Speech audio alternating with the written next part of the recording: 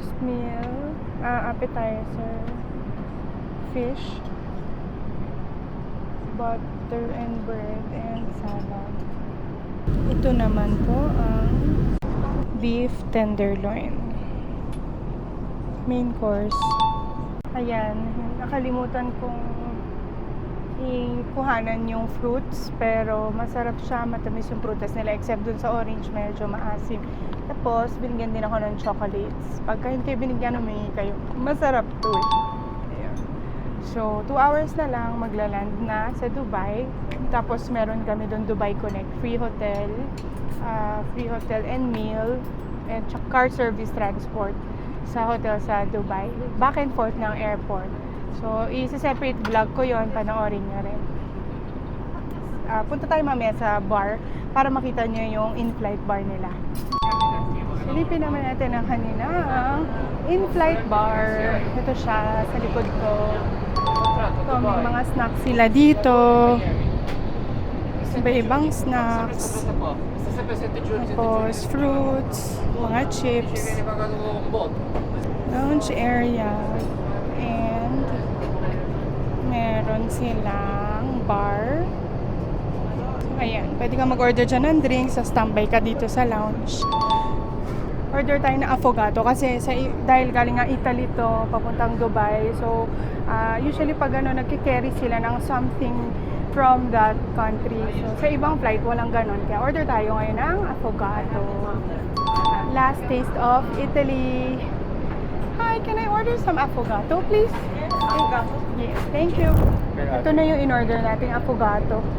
Yan, tikman natin. Ito siya. Coffee siya. Para espresso. Tapos, nilagyan niya ng ice cream. Parang vanilla ice cream. So, parang siya na yung coffee ice cream. Sarap. May affogato din sa atin, alam ko eh. Yung mga Italian restaurant doon. Tsaka yung mga cafe na may parang Italian cafe. Sarap.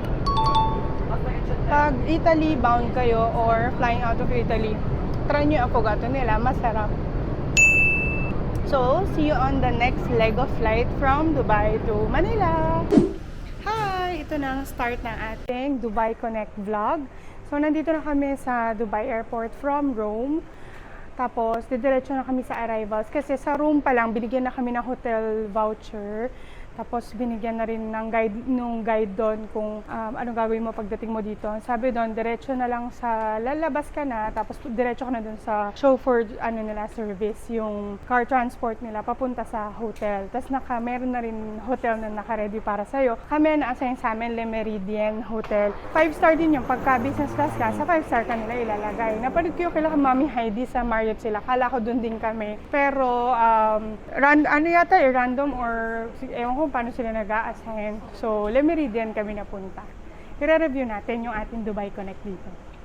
Okay, so nakalabas na kami ng immigration nila. Ang layo na nila, para more than a mile. Sundan mo lang yung chauffeur drive service. Yan. Yun kasi yung nakasulat dito sa kanilang visa and transport information. Sabi dito, first class and business class hotel transfers are available from the Emirates Chauffeur Drive Lounge. Yan. Pero pag premium economy tsaka economy class, doon kayo sa hotel desk pupunta. Okay, ito siya. Filipino si kuya na nag-assist. So, binigyan niya kami ng check-in receipt. Lalabas na kami. Tapos, bibigay lang daw dun yung itong resibo para isakay kami. Tapos, meron na rin siyang pick-up time.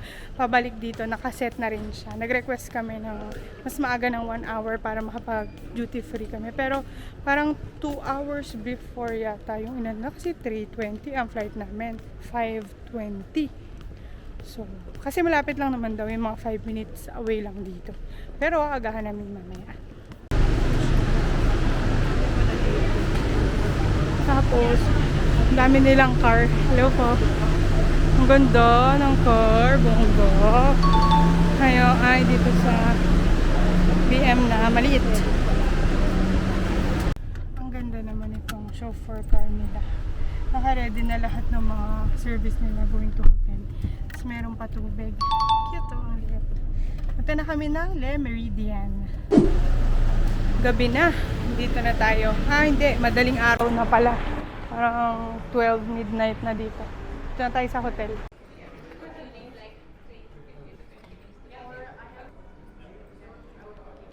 Ayan, malaking hotel naman to. 5-star. Check-in na muna tayo para makatulog na.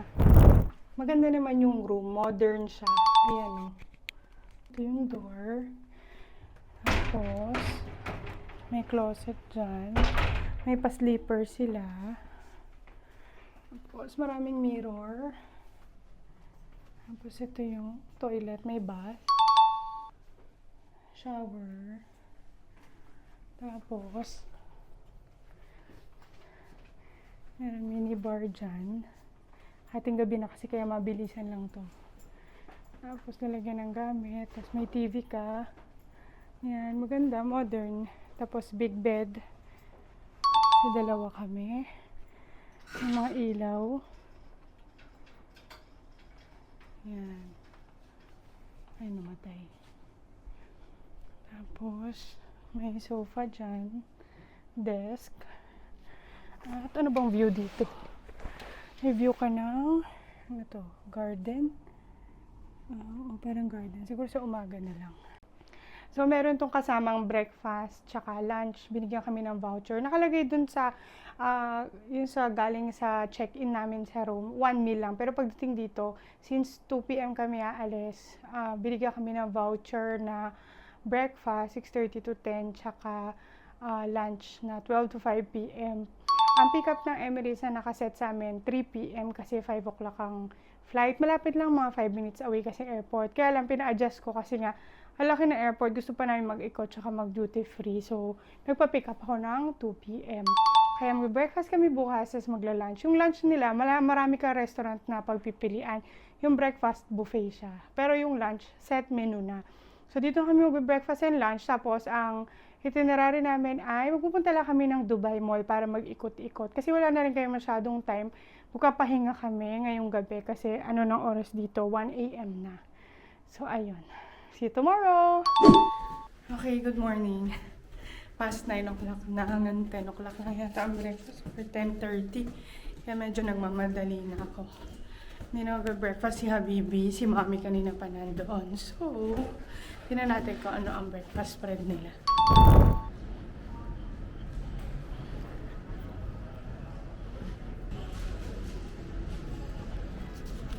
Good morning. How are you, ma'am? Hi! Dito na tayo sa breakfast. Okay naman, pero parang mostly Indian yung food nila. Pero okay naman, maraming mga bread, saka ito, may fried rice ako, hash brown, chicken, sausage, scrambled egg, may dim sum din.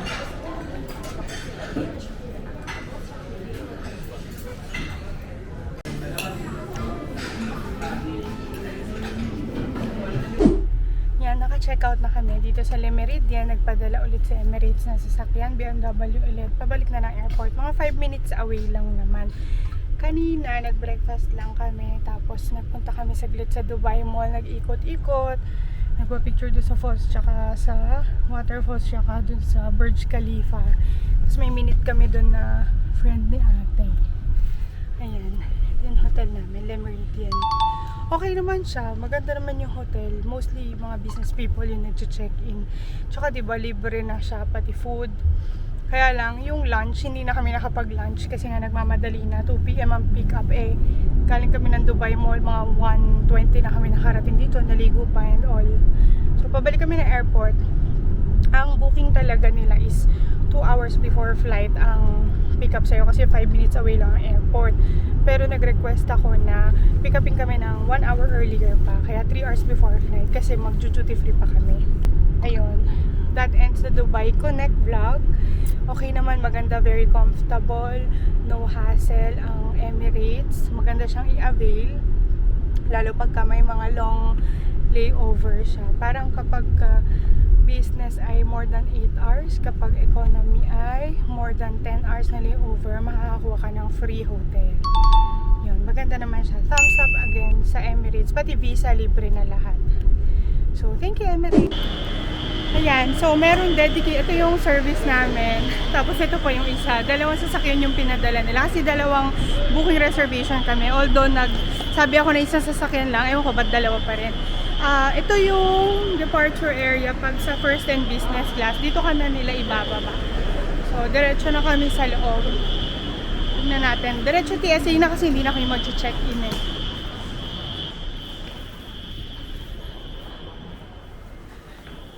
May self-service check-in pala dito. Ayan yung check-in desks ng first and business. Pero tayo, diretso na sa departures. Ayan, marami naman palang dito, desk for business and first class. Pag halimbawa, dito kayo sa Dubai, mamamasyal talaga. So, dito yung check-in ng first class and business class. Pasensyahan nyo na yung bag ko, papaayos ko yung pag-uwi. Favorite ko kasi ito. Ayan o. Kasi diba, ang dami-dami mga binibigay sa Emirates na kung ano-ano na yung mga sa mukha-mukha, mga pouch. So, kailangan lagi ako may dalang eco bag. Kasi sayang naman. Iba nga iniiwan lang nila sa aeroplano. Nakakapanghinayang kasi mga Bulgari talaga yun ng mga amenity kit. Mabilis lang yung TSA nila kasi nga, exclusive din siya for first and business class. Nakakatawa kasi si Mommy, ayaw pumasok, hindi siya pwede doon sa e-gate. So, pinadaan siya sa immigration. Naalala ko tuloy yung vlog ni Ivan. Nakakatawa kasi yung mata niya, sinabi din ng immigration officer na lakihan niya, na lakihan. So, ang tagal niya talaga. Pero okay naman na, nakapasok na rin kami. Papunta na kami sa A-gates, yung dati kadalasan B-gates, pero this time A-gates siya. Daan muna ng duty free. Dahil A-gates kami ngayon, magte-train kami papunta sa A-gates. Yan. Tutur ko kayo din sa lounge doon kasi pala yung lounge na nung papunta tayo ng London ay nasa B-gates siya. So, yun yung pinakamalaki dito. Itong nasa A-gate, mas maliit siya. Pero tutur ko pa rin kayo para makita mo na lang. Hi! Nandito na kami sa Emirates Business Lounge dito sa A-gates. Alam mo, ang laki din pala nito. Akala ko yung sa B-gates, yun na yung pinakamalaki. Ito pala, super laki din. Parang doon, meron din shower, sleeping room, tapos maraming buffet. Tapos ang kagandahan, board ka na from the lounge. So, parang may mga gates na sila. Halimbawa, ito, A-gate yan, A1. So, kung ang out mo kung ang gate mo ay A1, from here, diretso ka na rin magbo-board. Ang galing, sobrang convenient. Kasi yung sa B-gates, parang nung nag-fly kami, puro sarado yung ganun nila na option. Lumabas pa kami para pumunta doon sa mismong gate. Parang yun yung pagkakaalala ko. Pero dito sa A-gates, accessible na siya. Diretso ka na sa aeroplano. Tapos meron din sila dito yung parang personal shopping. Yun, ang daming pagkain. Meron din sila ditong personal shopping na dito ka na mamimili. Tapos, i-deliver na lang sa'yo mismo dito sa lounge kung saan ka nakaupo. Kami, nag-ikot-ikot pa kami ng duty free bago umakyat dito. Yan, nakakapagod lang na lakad. Nakaka 10,000 steps na ako. Dito pa lang kami sa airport naglalakad. Kakaloka. So, maganda talagang maaga ka kasi ganyan. Ngayon, 3:30 na. Anong oras kami dumating? Mga 2:30. So, naka-isang oras na kami. 5:20 ang flight. So, mga 4:30 niyan. Siguro magpapaboard na sila. Kasi maaga magpaboard itong mga ito eh. Asan na ba yung A11? Malayo pa yan. Ayun, cute oh. Meron din parang arcades. Arcade ng kids. Mga yung mga playground. Ang laki niya. Tapos, ang daming fine dining. Daming kainan. Hi! Hindi ako nakapag-video. Ito na yung flight namin from Dubai to Manila. 8 hours and a half to. Super nakatulog kasi ako. Sorry na, kaya hindi ako naka-video. Hindi rin naman ako kumain kanina, so walang masyadong ganap. Pero ngayon, mga around 2 hours before landing, nag-serve sila ng light snacks. Ito yung in-order ko. Gyoza. Prawn gyoza yan, alam ko. Sumingi pa ako ng fruits nila. Buti may natira pa from the dinner service. Yan. Tapos magka-coffee na lang ako. Nanonood ako ng Cruella. So, ito yung upuan natin. Upuan ko. Yan yung TV. Malaki naman. Tapos super laki na legroom. Ito lang yung pa ako. Super layo pa. Kasi itong seat natin ay lie flat naman siya. So, medyo nakatulog ako ng mga ilang oras. Tapos, meron din siyang tablet. Meron din siyang remote dito. May mga charging ports siya sa gilid, sa baba.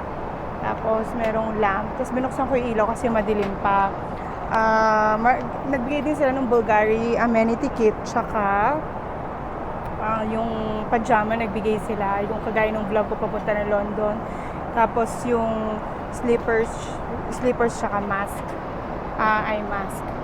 Ayun. So, dahil nagbigay sila ng Bulgari amenity kit, dalawa na ang ipamimigay natin na Bulgari amenity kit from Emirates.